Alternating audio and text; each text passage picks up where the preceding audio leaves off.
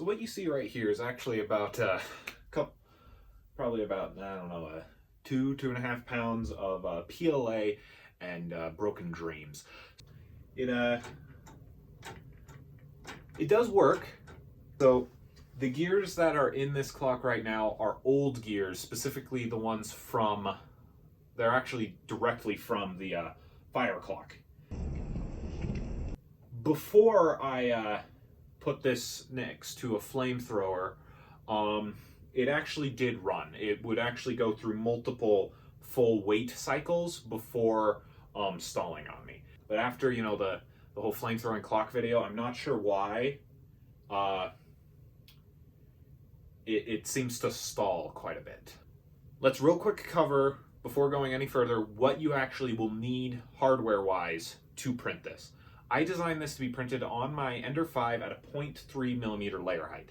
The Ender 5 has a build plate that is 220 millimeters by 220 millimeters by 300 millimeters tall. This guy is only about a little over 6 inches tall. Tips on printing this guy. You're going to want to print him at a 0.3 millimeter layer height just to save time. There's no reason to print this at any sort of a refined layer height. If you do encounter a lot of friction between the Pendulum and the sun gear, print specifically just the fork and the sun gear at a 0.1 or whatever, just to try and reduce the friction right there a little bit. Now, when you download the files, you're going to see that it's split into gears and frames. Within the gears, it just lists all the gears, and then for the spool, it has its own file with the different parts for it, because it's actually made of 3. In the frames, you're going to see all the frames listed in order from back to all the way up to the top. Print those in order and assemble them as they're being printed. Do not print all the frames all at once and then try to assemble. I used the same cuts on a lot of the frames because they lined up easy in my infusion. So you might get parts mixed up, and that's not good. We're going to move on to the next thing, where I'm just going to be telling you about some post-processing on these parts. All right, now I'm going to talk to you guys a little bit about processing your prints after they've come off. So with the gears, the main thing that you're going to need to do with them is the center hole where the axle goes through. If you can get narrower on the bottom few layers. There are a couple different ways that you can take care of that. One of them is by just literally taking a knife and rotating it. The same thing actually goes for the supports for the frame.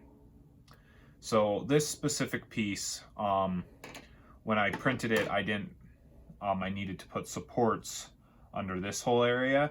I'm pretty sure I fixed that in your guys' version, but so I didn't have to clean out these holes right here.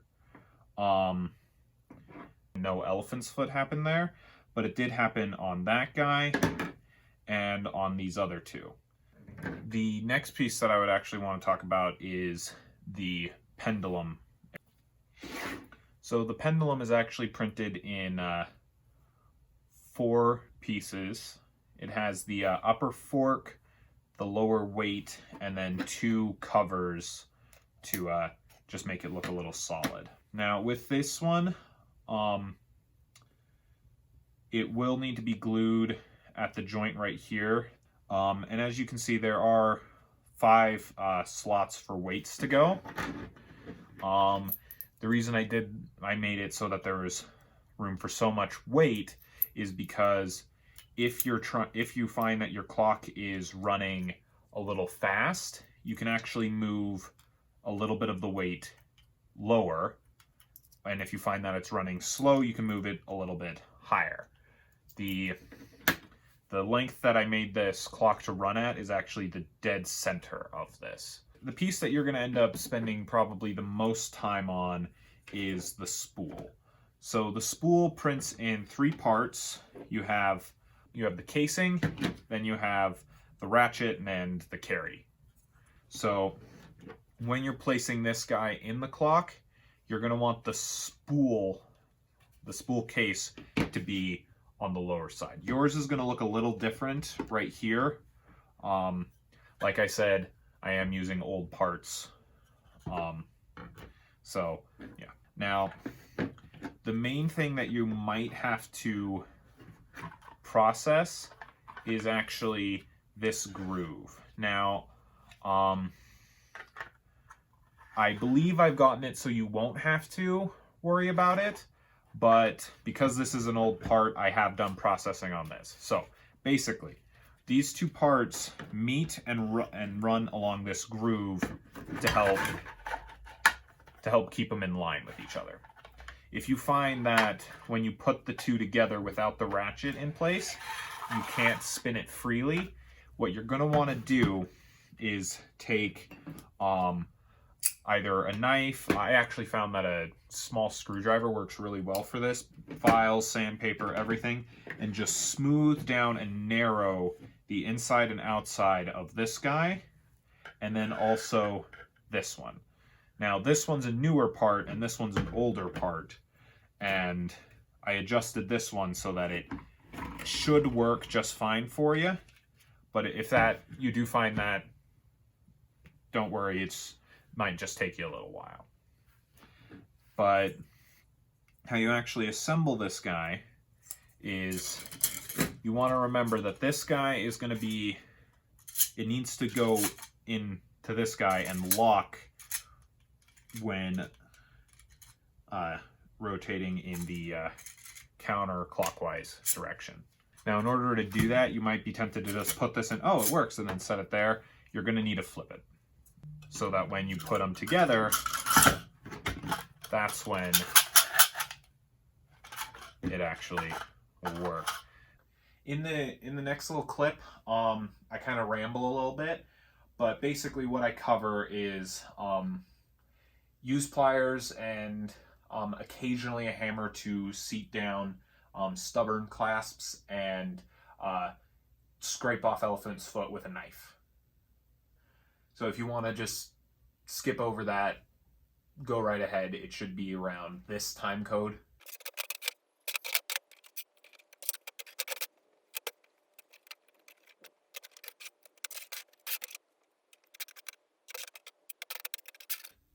Now, one of the tools that I mentioned that you would want is a pair of pliers.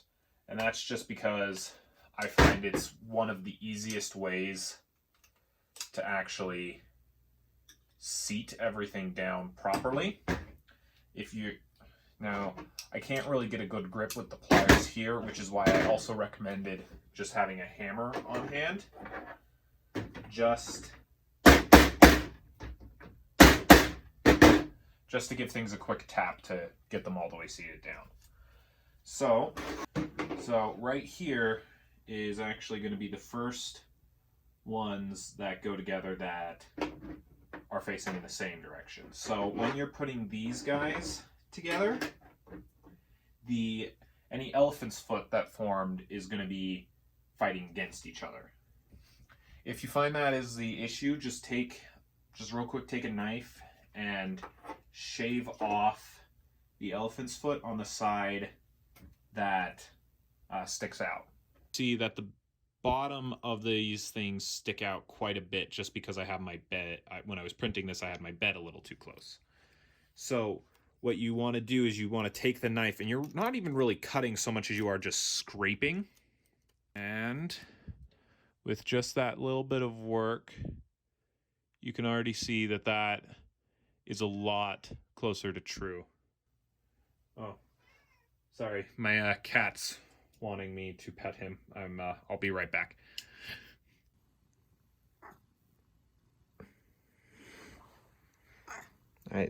I'm filming right now.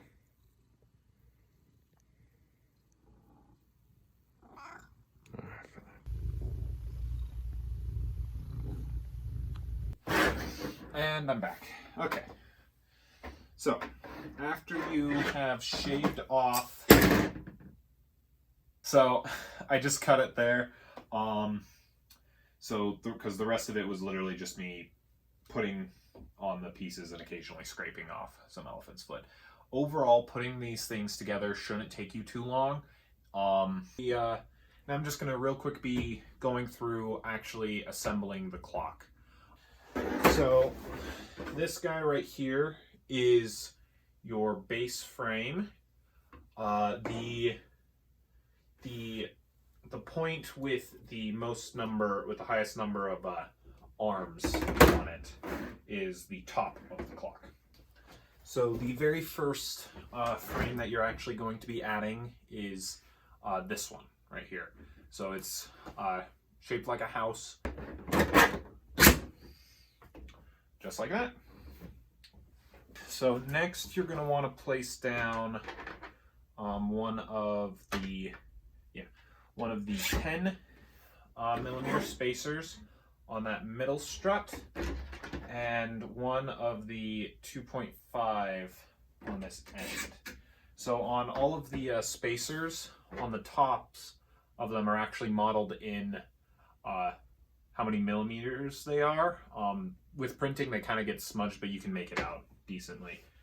So after this guy, you're going to want to put on the frame that looks like this guy. Another 2.5 millimeter washer on the end one there. Some of the gears. So the one of this that you're going to have is going to be a lot longer. So don't worry about that. So this guy goes there. Then you're going to want to place in the spool. It is, you could actually place in the spool up there at the right at the beginning. It doesn't matter. The spool, you just want to make sure that the rope, if the top of the clock is on your right, you want the spool to have the rope unwinding furthest way. And then the order that these gears go on is the 75-35 toothed gear, then the 70-35 toothed gear, then the 80-40 toothed gear. That one's going to be a lot taller on the middle pinion than the others. And then once you have that guy in place, you're going to want to put in a 5 millimeter spacer there and your 12 millimeter spacer there.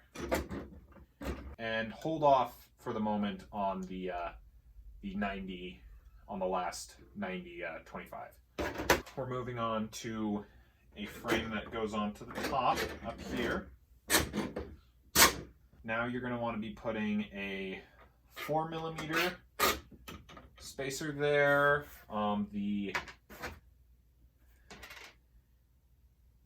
10 millimeter spacer there, and the 15 millimeter spacer there.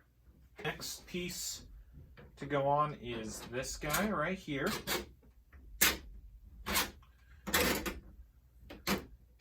Nope.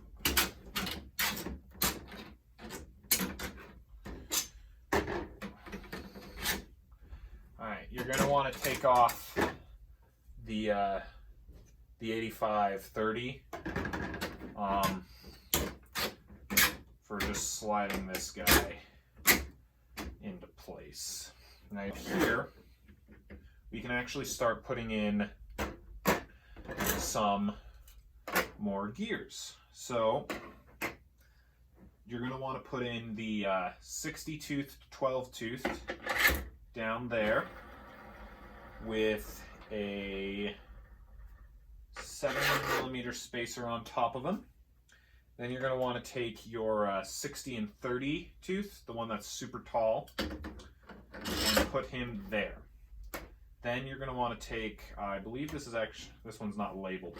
You're going to want to take the gear that has the weird collar on the top, and just drop him into place as well. Next, you're actually going to want to put on the 64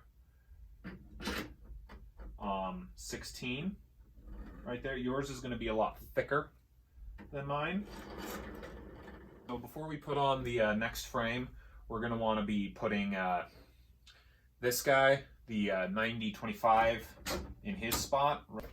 The next frame is this one. He is what actually holds the pendulum in place. You need to put him in after. There we go. This frame right here goes on the top.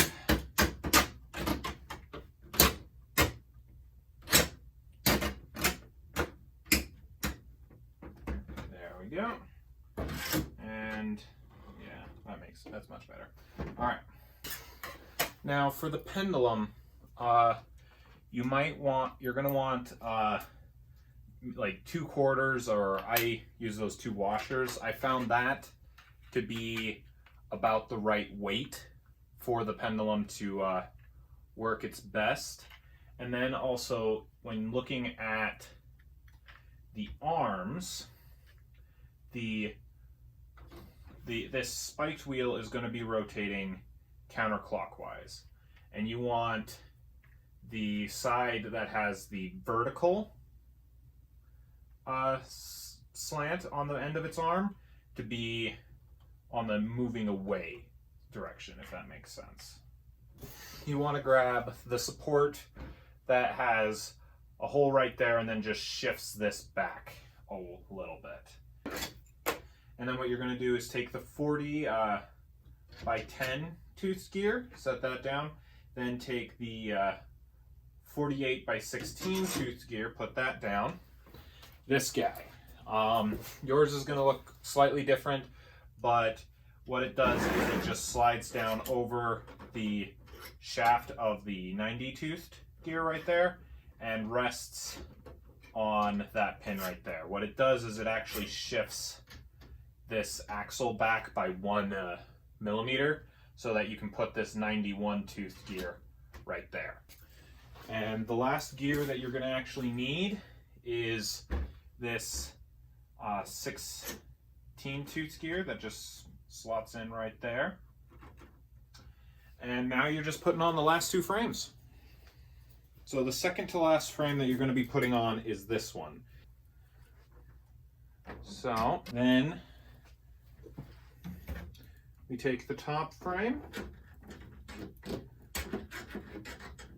and slowly but surely line up all the pins. That right there is your clock. I don't actually remember if I covered the mounting of this guy to the wall. So just in case, I'm gonna do that real quick.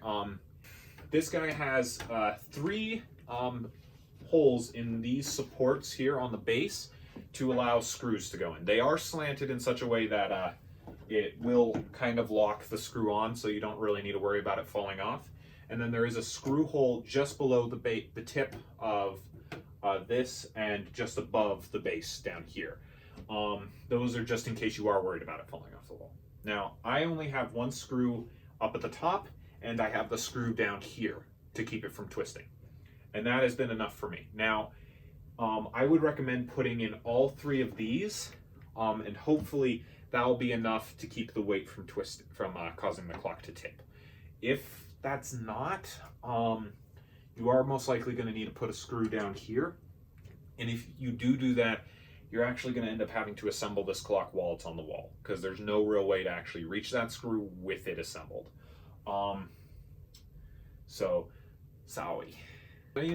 So for any of you guys that actually decide to print this guy, I hope I gave you guys enough info. If not, leave a comment either on the video or actually on the download itself on Thingiverse. There will be a link for that in the description.